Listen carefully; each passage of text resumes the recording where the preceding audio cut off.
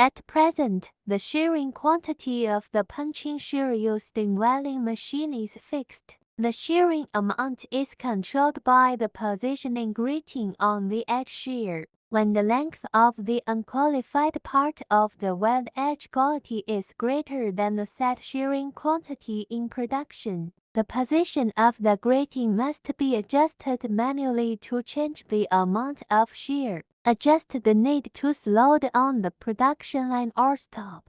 If rewelding, the production line need to slow down a large number of scrap. On the one hand, it is the positioning control of the welding machine punching shear. That is, input a shearing value through pit positioning control system to achieve the precise positioning of the welding machine edge shear. The positioning control of the welding machine punching shear is mainly through the magnetic ruler encoder. PLC realization of electro-hydraulic proportional valve, proportional amplifier, hydraulic cylinder and Simatic S series. On the other hand, through the PLC program will weld quality control data system QCDS. The length value of the unqualified part of the weld edge is input into the shearing quantity control program. Thus, the input value of shearing quantity can be corrected automatically. Precise positioning and automatic acquisition of the input value of the shearing quantity by the punching shear.